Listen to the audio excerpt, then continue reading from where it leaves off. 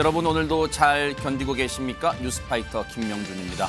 그 절박한 순간에 뒷북도 모자라 뒷짐을 지고 일 설렁설렁하는 것도 모자라서 설렁탕 먹으며 어슬렁거렸던 당시 용산경찰서장, 참사 책임 어떻게 지겠냐는 질문에 마음의 책임을 지겠다는 용산구청장. 지켜보는 국민의 마음은요, 막막하다 못해 먹먹합니다. 책임지는 사람은 없고 변명하는 사람만 있는 우리 사회, 어쩌다 이렇게 된 걸까요? 11월 8일 화요일 뉴스파이터 참담한 마음으로 시작해 보도록 하겠습니다.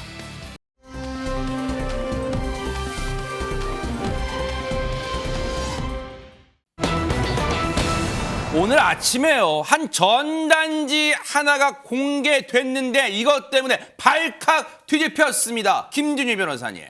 네, 오늘 오전에 40대 남성에 대한 공개 수배가 내려졌습니다. 그리고 이와 함께 전자발찌 훼손자 검거 제보 요청이라는 전단지가 이제 나왔는데요. 그래서 그 내용을 이제 살펴보면 다음과 같습니다. 그러니까 이제 전자발찌를 훼손을 하고 이 40대 남성이 도주를 했다는 건데, 이름은 정확히 공개를 되지 않았지만 나이는 이제 명시를 했습니다. 그래서 44세 인천 거주자라고 명시가 돼 있고, 이 남성은 키가 185cm, 몸무게 110kg로 뚱뚱한 체형이고 검정 점퍼와 모자, 청바지를 착용을 하고 있다라면서 인상착의를 밝혔습니다. 네. 그리고 이와 함께 검정 뿔테 안경을 가끔씩 착용을 하고 걸음걸이는 다소 느린 편이다. 그리고 20대 초반인 여자친구와 같이 다닐 가능성이 높다라면서 비교적 상세한 정보도 같이 이제 공개를 했습니다. 처음에 뉴스파이터 제작진이 아침에 회의를 하는데 갑자기 뉴스에 속보라고 떴어요. 그래서 일단 전단지 형태를 보고 저희는 갑자기 무슨 실종 신고인가 그랬는데, 눈을 비비거나 다시 들여다보니까 이게 전자발찌를 끊고 도망친 사람을 지금 긴급하게 수배한다.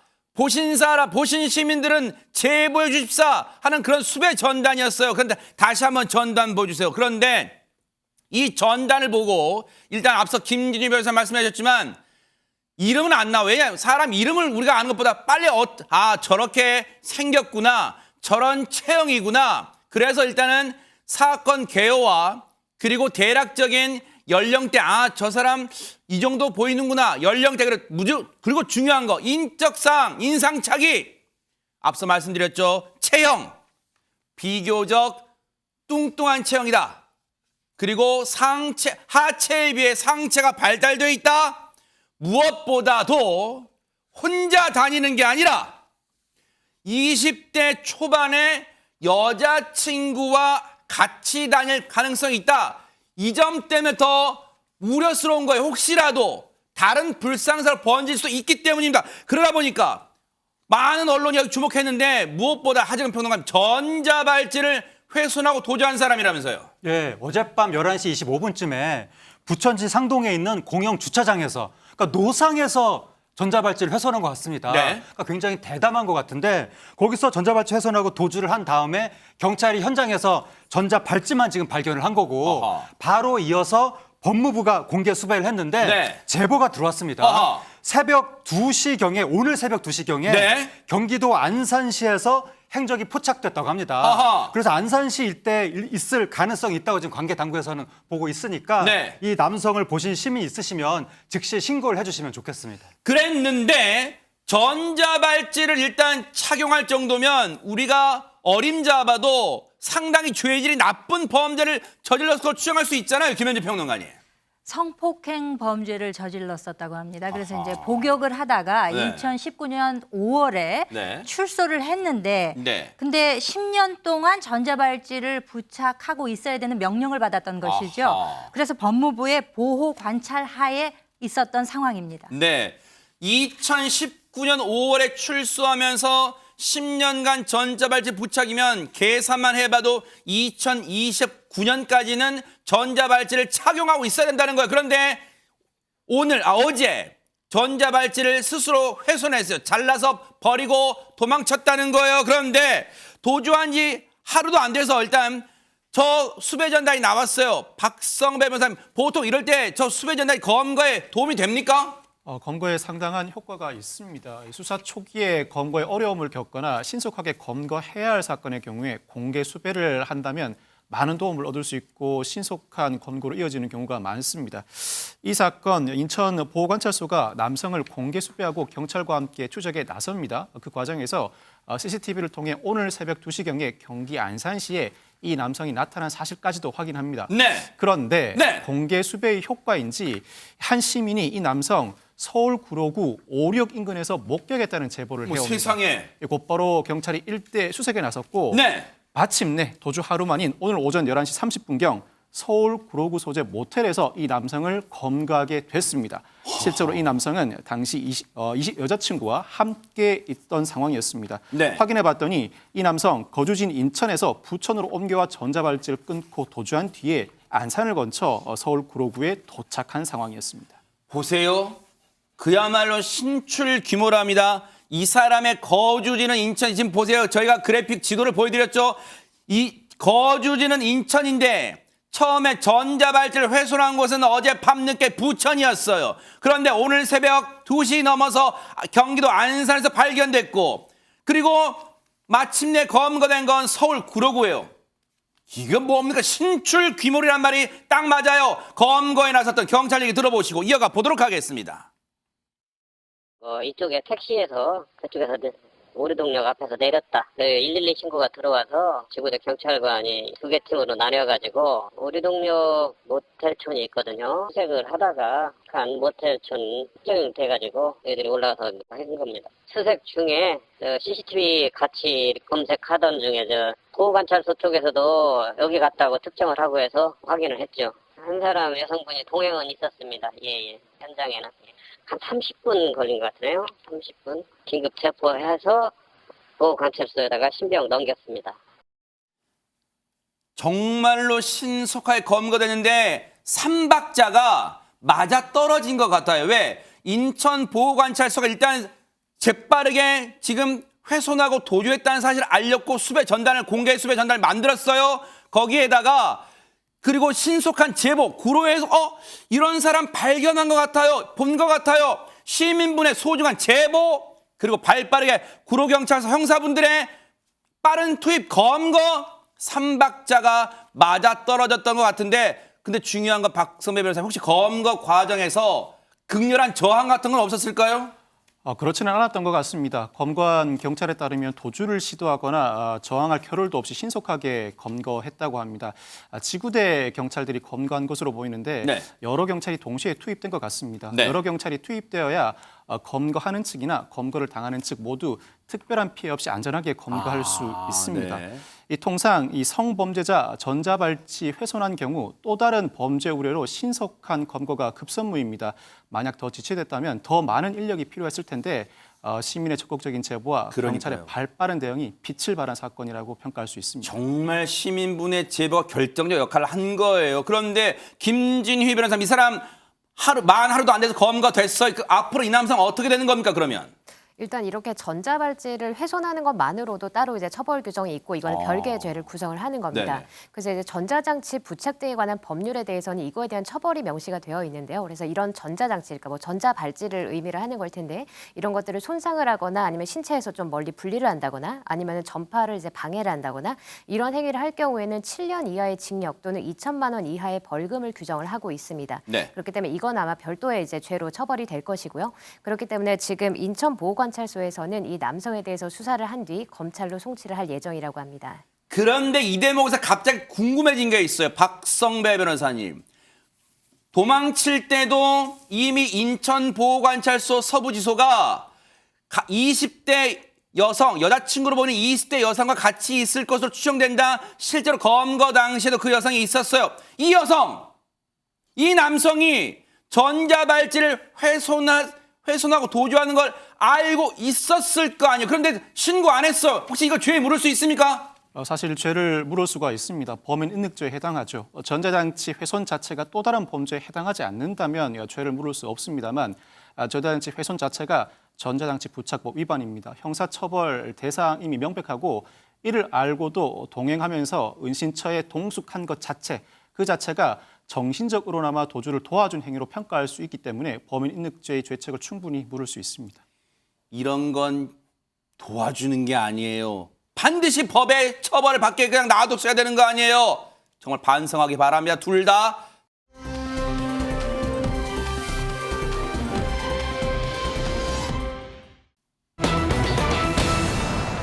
요즘 나라가 참 침통한데 때 아닌 이 공방이 벌어지고 있습니다. 안진용 기자님. 다름 아닌 풍산개 한 쌍을 둘러싼 논란입니다. 풍산개요. 네, 이 풍산개는요. 지난 2018년 9월 평양에서 열린 제3차 남북 정상회담 당시 김정은 위원장이 문재인 대통령에게 선물한 고미와 송강입니다. 이 한 쌍의 풍산개는 새끼 7마리를 낳았고요. 저게 고미하고 송강이에요? 네, 맞습니다. 모두 입양을 보내고 그중 단 한 마리, 다운이만 청와대에서 이 부모견과 함께 지내고 있었습니다. 네. 그런데 문 전 대통령 퇴임과 함께 저 강아지들도 같이 청와대를 떠나서 지금까지 경남 양서 문 전 대통령의 사저에서 함께 지내왔습니다. 네. 그런데 지난 5일 문 전 대통령 측이 정부의 의사를 전달을 했는데 어떤 의사를 전달했어요? 고미와 송강이를 계속 키울 생각이 없으니 국가에 반납하고 싶다는 얘기였습니다. 하재근 평론가님, 시청자분들이 알고 계시기에는 문재인 전 대통령 부부가 참 이미 널리 알려진 애완견, 반려견 사랑하시는 분으로 알려져 있는데 왜 갑자기 고미와 송강이를 못 키우겠다 이렇게 했을까요? 그 내막은 조금 복잡한데요. 네. 일단 문재인 대통령이 이 개를 기르게 된 그 시발점은 네. 외부에 알려지기로는 네. 지난 대선이 끝난 다음에 이제 그 대통령하고 새로운 당선인이 상견례를 했거든요. 아하. 청와대에서. 네네. 그때 상견례를 할 당시에 문재인 대통령이 곰이랑 송강이를 어떻게 해야 될지라고 이제 새로운 당선인, 윤석열 당선인한테 문의를 했더니 먼저 말을 꺼냈군요. 네, 그때 윤석열 당선인이 반려견은 키우던 사람이 키우는 게 맞다. 그러니까 현재 대통령인 문재인 대통령이 데려가시는 게 어떠냐라고 이야기를 해서 그때 문재인 대통령이 그러고 싶다. 아하. 이렇게 대답을 했다고 알려져 있습니다. 그랬군요. 당시에 관련 얘기 좀 들어보시고 이어가 보도록 하겠습니다.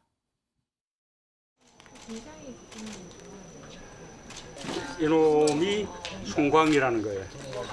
이렇게 강아지는 아무리 정상간 뭐 해서 받았다 해도 키우던 주인이 계속 키워야지 주인이 바뀌면은 강아지는 좀 일반 물건하고 다르죠. 그러면 그대로 문재인 대통령한테 주시는 거세요? 아니 주는 게 아니라 우리 뭐 그거는 저 사저로 가져가셔도 되지 않나? 저한테 주신 다음 내가 잘 키우고 근데 글쎄 우리가 아무리 그래도 이 동물을 그렇게 꼭 사람 중심으로만 생각할 게 아니고 정을 자기한테 많이 쏟은 주인이 계속 기르게 하는 것이 그게 오히려 그 선물의 취지에 맞는 거 아니겠어요? 아니 여기까지만 들으면 김진휘 변호사님, 문재인 전 대통령도 데려가서 키우고 싶다. 그리고 윤석열 당시 당선인도 계속 기른 분이 기르는 게 반려견의 정서상에도 도움되고 그게 맞는 것 같다. 이렇게 했는데 지금 뭐가 문제고 대체 지금 그리고 더 언론 보도 보니까 지금 파양 이야기까지 나와. 이게 대체 무슨 소리입니까? 지금 이제 이런 이야기가 나오게 된 배경에 대해서 일단 간단히 말씀을 드리면 네. 이제 그 문 전 대통령이 퇴임하기 이전에 이제 관련 부처하고 이 개를 관리하는 비용에 대해서 월 250만 원 정도를 이제 지원을 받는 걸로 그렇게 얘기가 원래 있었고 허허. 그리고 나서 이거에 대해서 뭐 협약서까지 작성을 했다라고 합니다. 네. 그러니까 이제 구체적으로 말씀드리면 대통령 그 기록관장 측하고 이제 협약서를 작성을 했는데 고미하고 송강이 관련한 어떤 협약서고요. 네. 그래서 그 내용에 따르면 문 전 대통령이 개를 관리하는 데 있어서 월 250만 원가량을 필요한 경비를 이제 나라 예산으로 지원을 할 수 있다. 그 정도가 네네. 들어요? 그래서 그런 내용을 하는데 그 250만 원씩이나 드나 이렇게 조금 생각을 하실 수 있을 것 같습니다. 근데 그 250만 원이라는 게 뭐 단순히 우리가 생각하는 뭐 사료값이라든가 이런 것만으로 이루어진 것은 아니고요. 네. 그래서 그 250만 원이라는 어떤 거는 내역이 있을 거 아니에요? 250 정도 그쵸. 든다는 내역. 그래서 그거는 이제 산정이 된 내역이 이제 사료값으로 35만 원. 이거네요, 네. 네, 아하. 그리고 이제 의료비로 15만 원. 그다음에 이제 개 관리 용역비, 그러니까 뭐 누가 이제 봐준다거나 그게 이제 좀 많은 부분을 상당히 파양이 차지를 해서 네. 이제 250만 원 정도가 이제 한 달에 소요된다라고 보고 이런 것들이 이제 지원을 해주는 걸로 이제 평소에 얘기가 됐었습니다. 야. 근데 이제 이게 어쨌든 예산안으로 이제 편성이 이제 실제로 돼야 되는 건데 이렇게 얘기가 나온 때로부터 지금 이제 뭐 반년 가까이 지났는데도 불구하고 퇴임한 거 생각해 보면 네네. 그래서 시간이 지금 상당히 지났는데 이게 실제로 뭔가 진행된 것이 아직 없고 그런 상황에서 지금 이런 파양 이야기가 나온 것으로 판단됩니다. 그 내용을 다시 한번 보여주세요. 저 같은 사람은 이제 저는 반려견을 안 키우다 보니까 좀 무지한 상황입니다만 일단 보세요. 아마 저게 이제 월 단위겠죠. 월 밥값이 사료가 이 반려견 2마리예요. 곰이하고 송강이 35만 원. 왜냐하면 또 예방주사 또 정기적으로 맞추고 그런 게 있잖아요. 저는 좀 얘기로 들은 것만 있습니다만 15만 원. 근데 문재인 전 대통령 부부께서 이제 바쁘시잖아요. 그러니까 관리해주는 용역 이제 누가 좀 돌봐주신 분이 계셔야 될 거 아니에요. 그래서 용역비 200. 그래서 월 250만 원 정도 필요하다고 협의를 했고 그 협의를 했고 협약서까지 썼는데 김준희 변호사님 말씀처럼 반년 동안 지급이 안 됐어요. 그러면 그 말은 지금까지 문재인 전 대통령 부부 사비로 좀 키웠다는 거죠.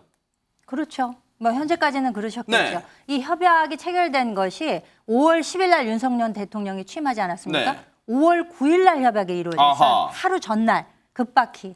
이제 원래 대통령과 관계된 모든 서류나 모든 동식물을 포함해서 이것은 당연히 대통령 기록물로 저장이 되게 돼 있습니다. 기록관에 보존이 되게 돼 있는데 개인 몫이 아니에요? 선물 받은 건 다 아니죠. 개인 게 아니에요? 선물이나 서류나 모든 것이 다 대통령 기록관에 소재되도록 되어 있었는데 이것이 이제 법령이 최근에 개정이 되면서 네. 그 전직 대통령은 일개 개인이 아니라 기관으로 분류가 되거든요. 그래요? 그렇기 때문에 다른 기관에 이전할 수 있다. 동식물에 관해서는 이렇게 이제 법령이 개정이 됐는데 이것이 저 예산이 편성되려면은 시행령을 마련해야 되는데 시행령 통과가 안 되는 거예요. 그러니까 왜냐하면 이 위법 사항이 없도록 하면서 저 개를 문 대통령 네 분이 키우실 수 있도록 하려면 네. 시행령이 마련돼야 하는데 그 안에 지금 핵심 안건은 역시 돈 문제입니다. 돈 문제. 한 달에 250만 원이면 요즘에 살기가 팍팍해서 개팔자가 상팔자다라는 소리가 나올 법도 할 정도의 예산이라고 할 수 있습니다. 전직 대통령 예우에 관한 법률에 의하면 전직 대통령은 지금 현재 문재인 대통령은 그 95%에 해당하는 그 급여의 95%에 해당되는 1,390만 원을 비과세로 받고 계십니다. 매달. 뿐만 아닙니다. 전직 대통령의 예우 보조금이라고 해서 그 금액이 상당하고 2021년보다 2022년에 상당히 증액이 됐습니다. 네. 그렇기 때문에 이 두 분이 만약에 국외로 여행을 가시면 국외 여행비 보조가 나오고요. 네. 이 다음에 뭐 간병인을 쓰시게 되면 간병인 보조금이 또 상당히 나오고요. 네. 교통비, 통신비 그리고 그 사저에 비서관이 3명 그 운전기사가 한 분이 있습니다. 이렇게 이제 어마어마한 예산이 이제 전직 대통령의 뭐 요인이시니까 들어가게 되는데 게다가 개의 월 250만 원의 예산이 굳이 책정되었어야 하느냐를 놓고 이 시행령 내용의 예산이 문제가 돼서 법제처하고 행안부에서 이게 좀 논란이 됐던 거죠. 왜냐하면 지금 현재 너무 경제가 어렵고 하니까 장차관들이 뭐 아무리 상징적인 거라 하더라도 본인들 월급 삭감도 하지 않았습니까? 그런데 개를 키우는 예산으로 250만 원씩 들어가는 것에 대해서 이견이 있을 수 있기 때문에 이 법 시행령 마련에 시간이 늦춰지다 보니까 이렇게 6개월 이상 됐는데도 그러면 이거 법적 근거 없으면은 안 할래라고 표면적으로는 그렇습니다만 실제로는 돈 때문에 그렇게 된 것이 아니느냐 이런 이야기가 지금 나오고 있는 것이죠. 이게 간단한 문제가 아니네요. 문재인 전 대통령 부부 옆집에 사시는 분이 오다 가다 밥 주고 그런 문제가 아닌가 봐요, 지금. 그런데 이게요, 이런 문제로 지금 이 문제만 들어도 복잡한데 문재인 전 대통령 측과 지금 대통령실 간의 진실 공방도 지금 나오고 있다면서 박성배 변호사님. 문 전 대통령 측 보도자료에 따르면 행안부가 지난 6월 17일 시행령 개정을 입법 예고했지만 이유를 알 수 없는 대통령실의 이의 제기로 국무회의에 상정되지 못했다는 것입니다. 그러자 대통령실이 언론 공지로 반박에 나섰습니다. 대통령실이 반대해서 시행령 개정이 이루어지지 않았다는 주장은 사실과 다르다. 이 시행령은 대통령 기록관 소관이라 행안부, 법제처 등 관련 부처가 협의 중이었을 뿐 시행령 개정이 완전히 무산된 것은 아니라고 설명했습니다. 무슨 대통령이 이걸 국무회의에 뭐 이걸 안건으로 상정 안 하고 그런 차원이 아니라 아직 두 부처가 유관 부처가 협의 중에 있는 사안이다 보니까 시일이 걸리는 거다. 아니다라는 게 대통령실의 설명이에요. 그러다 보니까 어제 국회 예결위에서도 이 문제가 나왔어요. 한번 얘기 들어보시고 이어가 보도록 하겠습니다. 차관님, 이거 사실상 파양 아니겠습니까? 예, 그렇게 보여집니다. 예, 사실상 파양이죠. 그리고 좀 놀란 것이요. 이 파양의 배경에는 월 250만 원의 개 관리비를 누가 부담하느냐. 이 문제가 핵심인 것 같아요. 그렇습니까? 저희들은 이제 관련 규정을 정비하기 위해서 이제 시행령 개정 작업을 진행 중에 있었고요. 저희들도 구체적으로 검토할 부분이 있어서 검토 중에 있었습니다. 그런데 문재인 대통령은요, 재임 중에 개 사료값, 고양이 사료값 사비로 부담한다. 이렇게 말씀하셨어요. 대통령 특수활동비를 줄이겠다라고 하면서 구체적인 방안으로 개, 고양이 사료값을 사비로 쓴다. 이렇게 발표를 해가지고 굉장히 화제가 됐거든요. 지금 국민의힘 조수진 의원이 조곤조곤 이 상황을 이제 관련 부처와 얘기하면서 질의응답하면서 지금 사실상 파양 아니냐, 지금 입양했다가 지금 풍산개를요, 지금 못 키우겠다 파양 아니냐 이렇게 대답을 유도했고 대답을 받았고, 그리고 지금 이러저런 예전엔 사비로 다 된다면서 이제 와서 비용 문제를 거론하느냐라고 일단 거기까지 문제 제기를 했어요. 그런데 이러다 보니까 이게 예결위 차원의 뭐 질의응답으로 끝난 게 아니라 안진용 기자님 정치권의 공방으로 지금 번지고 있다면서요. 네, 맞습니다. 윤석열 대통령의 최측근이라고 할 수 있는 소위 윤핵관 의원들, 그리고 문 전 대통령의 최측근이라고 할 수 있는 이 친문 의원들 간의 설전이 이어지고 있는데요. 일단 대표적인 윤핵관으로 분류되는 권성동 의원은 퇴임 후 본인이 키우는 강아지 사육비까지 혈세로 충당해야겠냐면서 겉으로는 SNS에 반려동물 사진을 올려 관심을 끌더니 속으로는 사료값이 아까웠나 참으로 좀스럽고 민망한 일이라고 꼬집었고요. 이에 대해서 친문 윤건영 의원도 대거리를 했습니다. 겉으로는 호탕하게 데려가서 키우라고 해놓고 속으로는 평산마을에서 키우는 행위를 합법화하는 일에 태클을 거는 것은 대통령실이라면서 좀스럽고 민망한 일을 하는 것은 정부 여당이라는 입장을 냈습니다.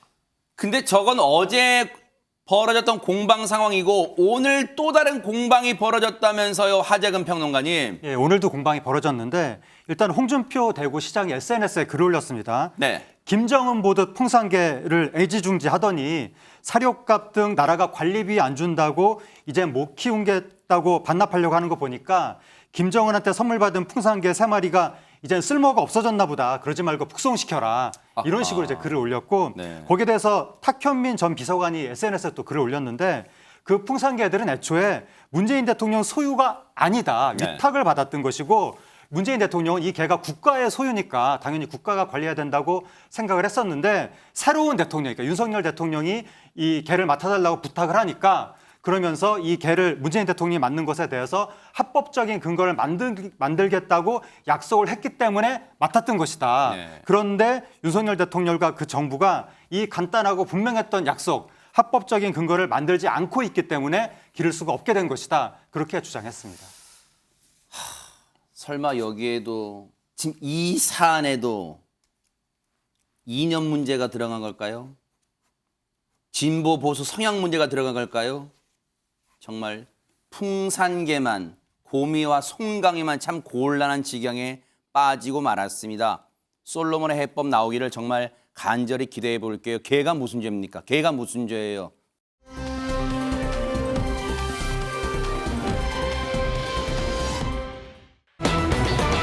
자, 분위기 바꿔봅니다. 저희가 동갑인데요.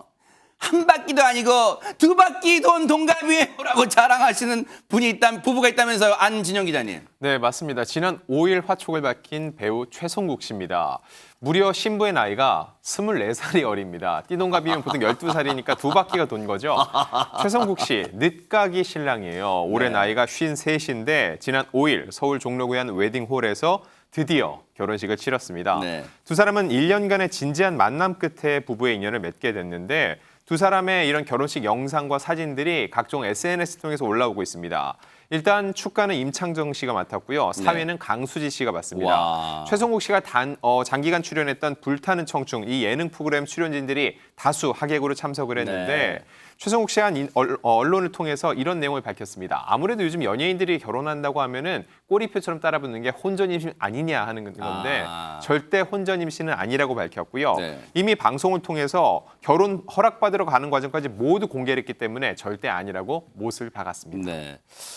올해 날이 53. 참 늦장가긴 늦장가요. 우리 정서로 보면. 그런데 얼마나 행복한 순간이었을까요? 영상으로 만나보시고 이어가 보도록 하겠습니다.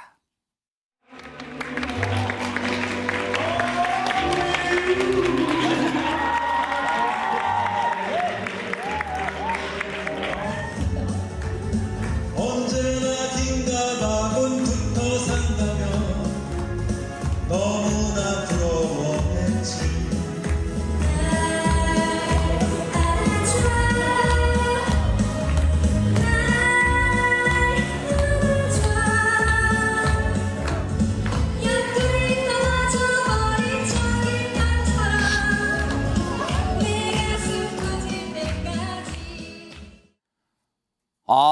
요즘은 축가를 저렇게 부부가 또 같이 부르기도 하나 봐요. 근데 하재근 평론가님, 이건 제기가 아닙니다. 보통 12살도 아니고 24살이면 어르신들이 와, 이 도둑놈! 막 그러실 것 같은데 엄청난 나이 차이인데 예. 어떻게 만났을까요, 두 분이? 상당히 이례적인 나이 차인데 이제 최성국 씨가 부산에 여행을 갔다고 합니다. 아하. 그런데 어느 카페에서 맑은 느낌의 여성이 맑은 느낌? 모기에 물린 다리를 긁고 있었다고 합니다. 근데 마침 최성국 씨가 그때 모기약을 가지고 있었다고 합니다. 어머. 그래서 모기약을 딱 주면서 네. 최성국 씨가 이 얘기를 안 하면 나중에 후회할 것 같아서 이 얘기를 했다고 합니다.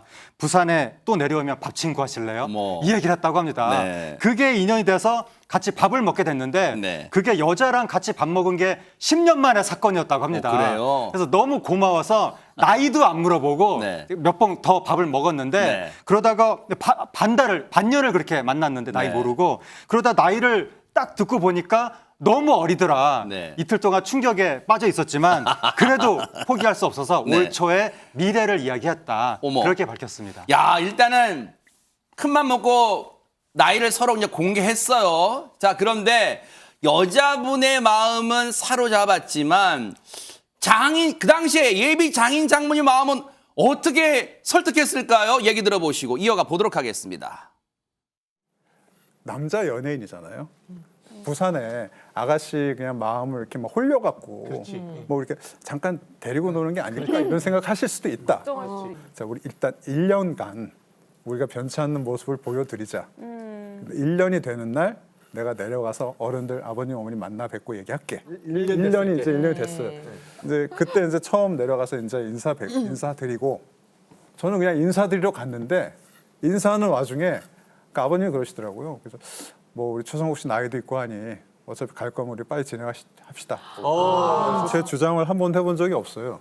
저는 제 여자친구가 뭔가를 하고 싶다 그러면 그거에 맞춰줄. 지금 이제 와이프한테 여자친구가 오빠 나는 한 번에 저 뭐야 내쌍둥이 뭐 대한민국 뭐 원하는 대로 뭐. 진짜 가능할지 모르겠지만. 저 얘기를 옆에서 김현주 평론가님이 이런 표정으로 듣고 계신 것 같아요. 거짓말? 뭐 이런 표정 아닙니까 혹시? 네. 아니 뭐 여자친구의 말을 이제 들었다고 이제 자랑삼아 얘기를 하시는데 요즘에는 여자 말 다 들어야 돼요. 24살 차이 안 나도 들어야 되는데 24살 차이 나니까 무조건 들어야 되겠죠. 근데 장인 장모 그 두 분께서 처음에 심정이 어떠셨을까 이제 그분 입장이 돼서 이제 한번 생각을 해보는 거죠. 근데 뭐 요즘에는 참 이렇게 열리고 깨인 사고를 하시는 분들이 많기 때문에 내 딸만 좋다면 인연이니까 혼인을 해라라고 뭐 흔쾌히 승낙하셨을 수도 있고 하지만 속으로는 굉장히 좀 아쉬운 마음을 가지셨을 수도 있겠지만 앞으로가 중요한 것 아니겠어요? 앞으로 두 분이 잘 사시면 될 텐데 근데 이제 여기에서 그래도 한 가지 궁금한 점은 그 최성국 씨가 장인 장모님 나이를 아직 모른대요. 어머. 못 여쭤봤다는 거죠. 진짜예요? 약간 두려움이 있는 것 같아요. 아니 아내분께 여쭤보면 물어보면 대답해 주지 않을까요? 알기를 거부하는 거 아닐까 싶은 그런 생각이 들 정도로 어허. 혹시 나보다 어리시거나 별로 어머. 차이 안 나면 어떡할까? 네. 뭐 이런 걱정을 하시는 게 아닌가? 네. 그런 예상이 되네요. 와 진짜 대박 사건이 아직까지 장인 장모님의 연세를 못 물어봤다는데 아는 게 득이 될까요? 모르는 게 약일까요? 그걸 모르겠습니다만 어쨌든 근데 김진희 변호사님 앞서 결혼식장 모습 보니까 뭐 최성국 씨는 막 입이 이에 걸렸어요. 혹시 최성국 씨 주변 분들 친구분들은 이 상황 어떻게 보고 있을까요? 뭐 일단은 나이 차이가 좀 많이 나기 때문에 놀라기도 했겠지만 뭐 나이를 떠나서 어쨌든 뭐 평생을 함께할 소중한 인연을 만난 거지 않습니까? 그러니까 굉장히 부러워할 것 같습니다. 네. 그래서 이제 그 최성국 씨하고 배우 또 김광규 씨가 굉장히 친한 절친이라고 그래요? 하는데 오. 이렇게 최성국 씨의 그 결혼 소식은 이제 김광규 씨한테도 굉장히 놀라운 소식이었다고 해요. 그래서 이제 최성국 씨가 이거를 알리니까 뭐 최성국 씨의 표현에 의하면 이제 뭐 말을 열흘 정도 못할 정도로 굉장히 놀랐다 이렇게 이제 표현을 했습니다. 네. 그리고 또 이제 한 방송을 통해서는 최성국 씨가 김광규 씨한테 본인의 결혼 사실을 이제 알리는 모습 자체가 이제 전파를 탔는데 거기서 이제 최성국 씨가 김광규 씨한테 나 다다음 달에 결혼해라고 얘기를 했더니 뭐라고 하면서 굉장히 깜짝 놀라면서 내가 심장이 다 뛰고 내가 심장에 총을 맞은 것 같다. 와. 그리고 무엇보다도 내가 전우를 잃은 것 같다. 이러한 발언을 했다고 합니다. 야 얼마나 또 이 친구로서 사랑했으면 그리고 또 축하했으면 전우를 잃은 것 같다 또 그런 표현을 썼어요. 그런데 최성국 씨 정말 대박입니다. 정말로 천생연분을 만나신 것 같아요. 그런데 최성국 씨 못지않게 띠동갑 천생연분을 만나 금실을 자랑한 또 스타가 있다면서요. 하재근 평론가님. 예, 개그맨 이수근 씨가 2008년에 12살 아내 부인하고 결혼했거든요. 어허. 근데 천생연분인 것 같은데 네. 결혼하고 지금 24년이 지났거든요.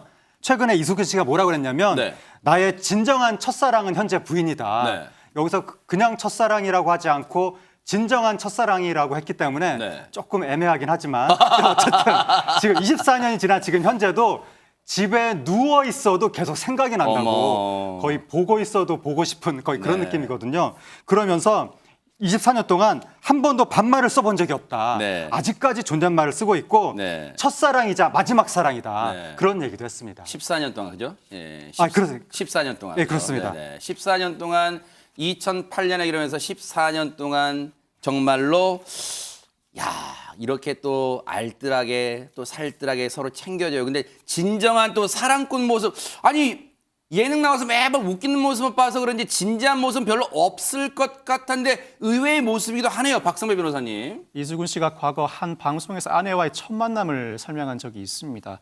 이 당시 개그 콘서트 고음불가 활동을 할 때 아내를 처음 만났는데 아하. 계속 생각이 나더라는 겁니다. 당시 아내가 이 박준영 씨의 스타일리스트 실습생이었다고 해요.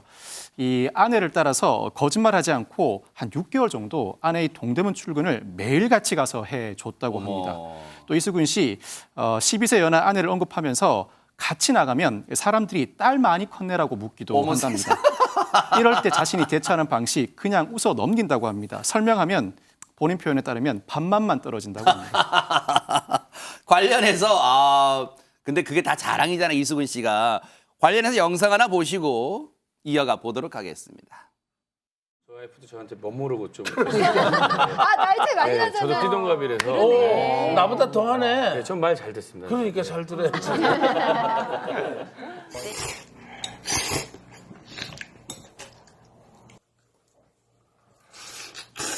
아버지 도와드려야 되는데. 땡큐.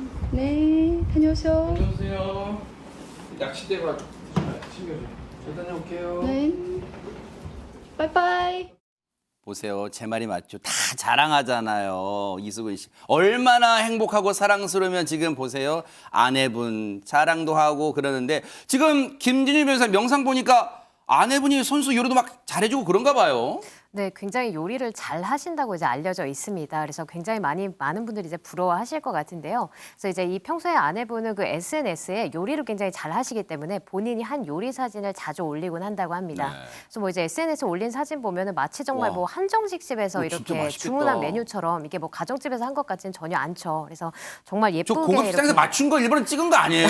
정말 그런 의심이 들 정도로 이런 것들을 집에서 직접 이렇게 요리를 오. 한다고 합니다. 뭐 솥밥도 그렇고 또 네. 소쿠리에 담긴 반찬이라던가 굉장히 이제 이렇게 뭐 플레이팅이라고 하는데 그런 네. 것도 정말 예쁘게 하죠. 네. 그리고 이제 최근에는 이제 그 SNS에 또 올리면서 투석 없는 날 중 목요일은 도시락 싸기가 참 좋은 날이다. 이런 글을 이제 올리면서 오늘의 도시락, 김밥, 불고기, 갈치조림 등등 이런 것들이 이제 쓰고 그다음에 이제 사진에는 뭐 반찬이랑 같이 쌈채소, 그다음에 야. 떡볶이 이런 것들이 이제 같이 올린 모습이 담겼습니다. 아우 진짜 저 음식은 그냥 보고만 있어야겠어요. 왜냐면 손댈 수가 너무 맛있고 정성스러워서 손댈 수가 없을 것 같은데 근데 조금 전에 그래픽 다시 보여주세요. 지금 조금 전에 그래픽 보면 저는 지금 먹는데 지금 시간도 저녁 시간 다가와서 먹는 데만 정신 팔려 음식만 보고 있었는데 저 위에 글자를 보세요. 조금 전에 김진희 변호사 말씀하셨는데 안진용 기자님 투석 없는 날 이게 무슨 말이에요 이게? 사실 이수근 씨 가족에는 남모를 아픔이 있습니다. 이 박지원 씨가 둘째 아들 출산 당시 임신 중독으로 신장이 굉장히 안 좋아져서 결국은 치료를 받아야 됐는데 과거 이수근 씨가 한 방송에서 직접 밝힌 바 있습니다. 그 내용을 보면 인생에서 가장 힘들었던 순간은 아내와 둘째 아들의 이 투병중이라고 얘기를 했고요. 아내가 임신 중독증으로 투병을 하는데 신장에 무리가 와서 신장 이식을 받고 투병중이라고 했습니다. 그리고 임신 34주 만에 난 둘째 아들은 2kg의 미숙아로 태어나서 뇌성마비로 치료를 받고 있다고 고백한 적이 있는데 아까 보셨던 그 도시락도 의미가 있습니다. 일주일에 3번 정도는 박재현 씨가 먼저 이렇게 치료를 받게 되는데 남편이 출근할 때 그 모습을 배웅해주지 못한다는 거죠. 결국은 아침밥을 챙겨주지 못하는데 남편 입장에서는 나는 일만 하는 사람이구나 이런 생각을 혹시라도 하게 될까 봐 저렇게 정성스럽게 도시락을 싸게 됐다는 겁니다. 세상에 제가 속도 모르고 참 먹을 거 음식 타령하고 했던 제가 참 머쓱해지고 송구해지는데 아니 이수근 씨가 늘 방송에서 밝게만 웃고 하다 보니까 참 이런 사연이 있는 줄 꿈에도 몰랐네요. 특히 그 직종의 특성상 개그맨이라는 직종은 본인이 어떤 상황에 처해 있어도 남들에게 웃음을 줘야 되잖아요. 그러니까 그 개그맨 분들 중에 집에 가면 말도 안 하고 지내는 분들이 굉장히 많대요. 그래요? 왜냐하면 그 일종의 직업병이라고 할 수 있죠. 밖에서 너무 쏟아내다 보니까 집에 오면 지쳐서 이제 말을 하기가 싫을 뭐 그런 정도가 될 수 있을 것 같아요. 세상에. 어떻게 보면은 뭐 누구나 다 삶의 스토리가 있는 거 아니겠습니까? 그렇지만 그러나 진한 삶의 스토리가 있는 가운데 본인이 다재다능한 것을 또 많은 분들께 내놓고 또 그런 위에 나오는 웃음이 진정한 웃음이 아닐까 그런 생각을 해봅니다. 그러네요. 네. 세상에. 이수근 씨 참 멋집니다. 진짜 아내분을 위한 아내분도 참 남편분을 위해서 두 분의 사랑 정말 멋지고요. 자, 그런가 하면 이번에 소개해드릴 부부도 나이 차가 꽤 나는데 정말 금실을 자랑하는 부부입니다. 영상으로 먼저 만나보시고 이어가 보도록 하겠습니다. 감사받을 생각 없이 나는 나에게 바보를 느낄 뿐이요 우리 우정 영원하리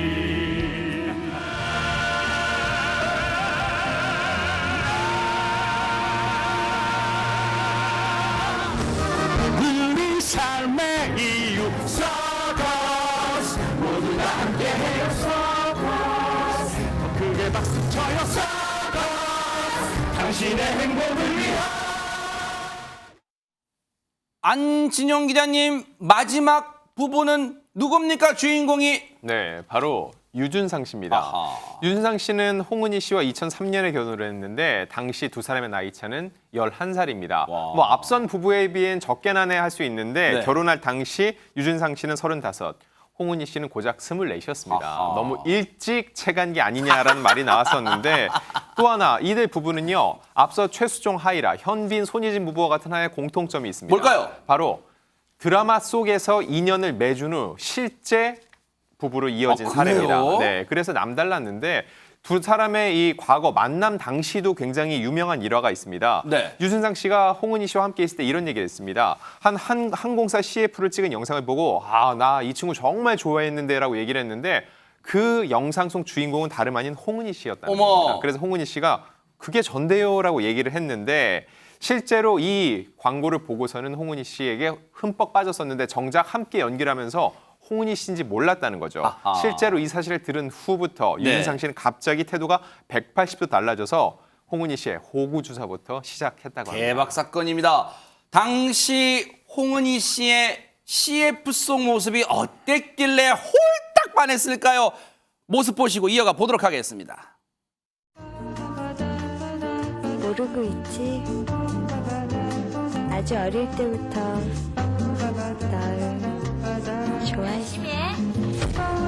우리 더 큰 세상에서 큰 세상으로 모십니다. 아름다운 사람들.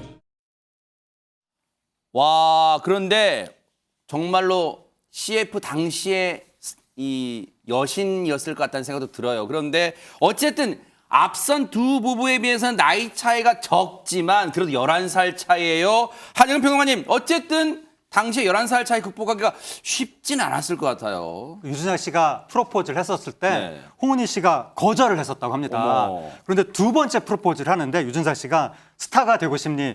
유준상의 스타가 되고 싶니? 이렇게 물어봤다고 합니다. 그러니까 홍은희 씨가 오빠의 스타가 될래요? 이러면서 오케이를 했다고 하는데 네. 처음에 프로포즈 거절했던 게 약간 밀당이 아니었나. 그러니까 원래 홍은희 씨도 유준상 씨랑 결혼을 하고 싶었다고 하는데 그 이유 중에 하나가 네. 그 홍은희 씨가 부모님이 9살 때 이혼을 해가지고 아버지의 그늘이 없었다고 합니다. 그래서 아버지에 대한 그리움이 있었는데 네. 유준상 씨가 아버지처럼 나를 보살펴주는 스타일이었다. 그래서 결혼을 결심했다고 합니다. 네. 근데 박성배 변호사 앞선 두 부부의 얘기도 봤지만 둘만 좋다고 결혼한 게 아니잖아요. 주변 사람들 특히 가족 뭐 예비 장인 장모 뭐 예비 시아버지 시어머니 뭔가 설득자도 필요하잖아요. 그렇습니다. 유준상 씨 부모님은 홍은희 씨를 매우 좋아한 반면에 홍은희 씨 어머니는 이 결혼을 매우 반대했다고 합니다. 나이 차이 11살에 당시 홍은희 씨 나이가 24세였으니 이 반대가 충분히 이해될 만한데 네.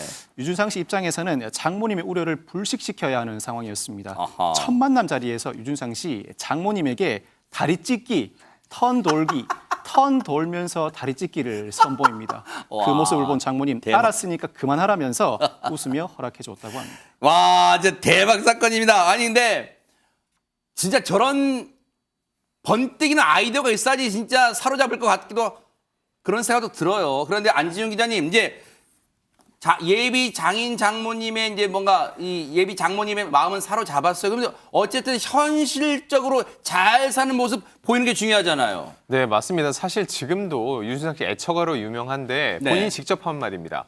집에서는 아내가 갑이다라고 얘기를 했고요. 실제로 설거지도 잘해준다고 해요. 그래서 네. 홍은희 씨가 그 모습을 보고 고무장갑을 사줬더니 더 잘했다고 합니다. 그만큼 누구보다도 홍은희 씨를 아끼고 사랑한다고 하고요. 또 두 부부 같은 경우는요. 봉사활동도 많이 하고 있습니다. 지난 2014년에는 함께 김장봉사하는 모습을 보이면서 선한 영향을 펼친 적도 있는데 두 사람 사이에는 슬아의 두 아들이 있거든요. 두 아들에 대한 마음도 남다릅니다. 특히 네. 홍은희 씨가 드라마 촬영을 하고 있을 때는 바쁘잖아요. 이럴 땐 유준상 씨가 아침부터 직접 아이들의 이제 아침 식사 그리고 학교 갈 때 배움까지 해준다고 하고요. 저녁밥까지 챙겨준다고 합니다. 네. 그러면서 또 하나 고백을 했던 건 둘이 일찍 결혼을 했기 때문에 큰아들은 벌써 나이가 20살입니다. 아하. 그래서 본인이 밥을 차려줄 때 오히려 큰아들이 라면을 끓여주기도 하는데 그럴 때 본인은 상 차리기와 정리를 하는 등 누구보다도 엄마가 이 아내인 홍은희 씨가 마음이 불편하지 않도록 열심히 내조를 하고 세상에. 있다고 얘기를 했습니다. 갑자기 그런 광고 카피가 떠오르네요. 남자는 여자기 나름이에요. 네, 정말로 아내 말만 잘 들으면 행복할 것 같다, 평안할 것 같다 그런 생각을 다시 한번 해보고 새 부부 앞으로도 좋은 모습, 행복한 모습 보여주시길 기대해 보도록 하겠습니다.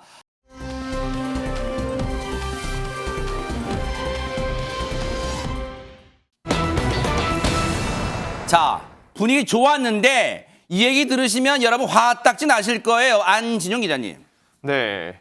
엄마 찬스, 아빠 찬스라는 얘기가 있잖아요. 네. 근데 이번에는 누나 찬스입니다. 네? 근데 그 누나가 누군지가 중요한데 바로 백경란 질병관리청장입니다. 허허. 이게 어떻게 된 사연이냐면 백 청장의 남동생 백모 씨가 질병청과 관련성이 있는 업체에 백 청장의 지위를 이용해서 들어가려 했다는 의혹에 휩싸인 겁니다. 어떻게 이용하려 했다는 거예요? 이 백모 씨는 지난 8월 코로나19 진단키트 생산 기업의 사회이사로 지원을 했습니다. 어허. 그러면서 직무수행 계획서를 제출하게 되는데 네. 직무수행 계획서라 하면은요, 담당 업무에 대한 계획 등을 적은 일종의 자기소개서라고 볼 수 있습니다. 아하. 이 내용 중에 네. 백 청장의 신분을 직접적으로 표현을 한 겁니다. 그 내용을 보면은 본인은 전공이 화학이지만 가족 형제자매들이 현재도 의료 및 제약업계에 종사하며 저와 업무적 연관성을 유지하고 있어 본 사회이사직을 수용하고 열정을 다하고자 한다라고 얘기를 했는데 네. 또 덧붙여서 마침 친누이는 2대 질병청장의 임무를 맡고 있는 백경랑 청장이라고 얘기를 했습니다. 이 얘기는 곧 정확하게 본인이 이거에 대한 직무 연관성이 있는 백 청장의 가족이기에 도움이 될 거라고 넌지시 알린 거라고 볼 수 있습니다. 대박 사건입니다. 대박 사건이에요. 어떻게 이걸 버젓이 드러내놓고 거기에 적을 생각을 해요? 이게 어제 국회 보건복지위에서도 이게 논란됐어요. 한번 들어보시고 이어가 보도록 하겠습니다. 예, 동생이 직접 수행 계획서를 작성한 것이 아니고 사인도 위조된 것이라는 것을 제가 확인을 했는데요. 이 부분에 대해서 금융감독원에 정정 고시를 지금 요청하고 있는 상황으로 알고 있습니다.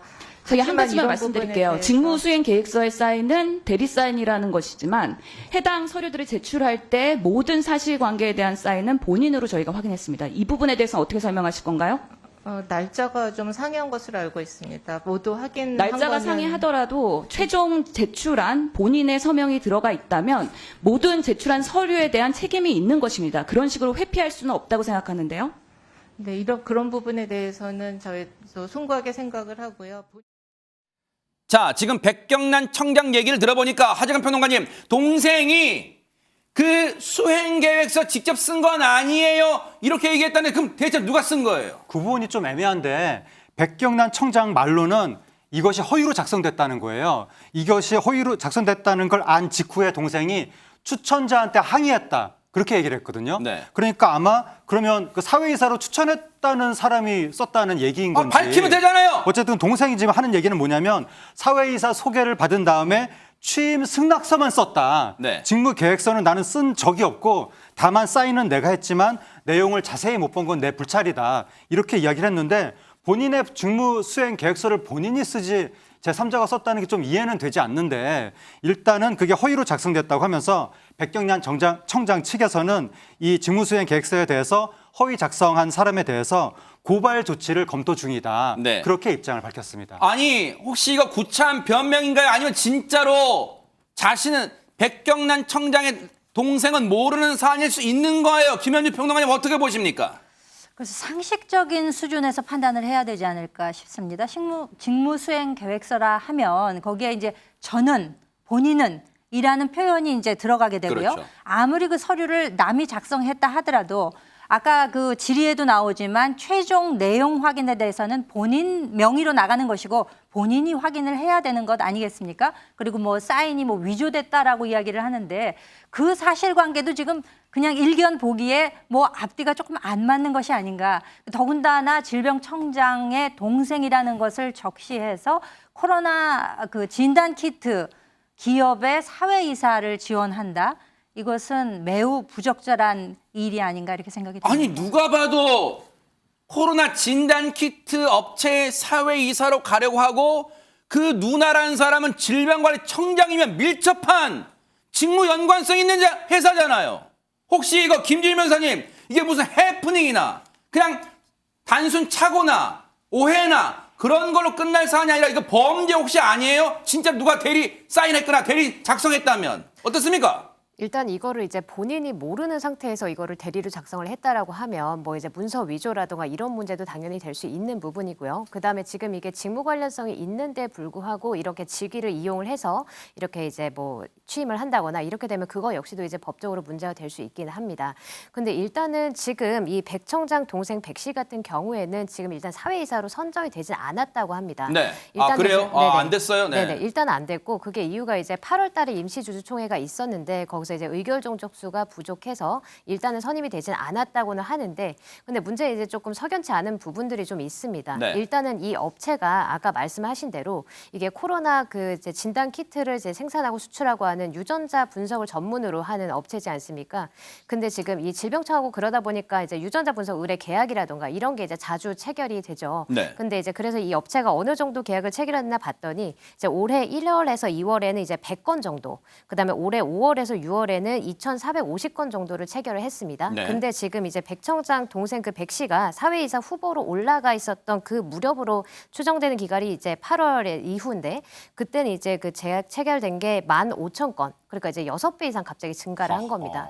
그렇다고 하면 이게 굉장히 좀 많은 수치로 증가를 했기 때문에 이런 부분도 좀 석연치 않은 어떤 커넥션이 있는 게 아닌가로 의심도 있습니다. 물론 까마귀 날자 지금 배 떨어진 격입니다만 어쨌든 들여다봐야 될 필요는 있을 것 같아요. 그런데 박성배 변호사님, 근데 남동생이 누나 찬스 쓴 거 말고도 물론 지금 사실관계가 지금 확인을 해봐야겠어. 본인은 지금 자기가 쓴 게 남동생은 아니라고 하니까 그렇지만 어쨌든 지금 누나 찬스란 말이 나오고 있습니다. 그런데 백경란 청장 본인도 지금 논란의 중심에 서 있잖아요. 이 백 청장이 취임 당시에 제약 바이오 관련 주식을 보유하고 있다 보니 이해 충돌 논란이 빚어졌습니다. 당시 여야가 이 주식 거래 내역 등 자료 제출 요구를 해왔는데 그동안 자료가 제출되지 않다가 지난달 28일에야 자료가 제출됐습니다. 그렇지만 국회 보건복지위 이번에 제출된 자료 이전에 제출된 서류와 크게 다를 바가 없다고 보고 백 청장을 국회 증언감정법 위반 혐의로 고발하기로 의결했습니다. 이 법률에 따르면 증인이 정당한 이유 없이 서류 제출 요구를 거부한 경우에는 3년 이하의 징역 등 증인이 허위 진술을 한 경우에는 1년 이상 10년 이하의 징역에 처하도록 하고 있습니다. 이래저래 시청자들 화나는 일밖에 없네요, 여기저기서.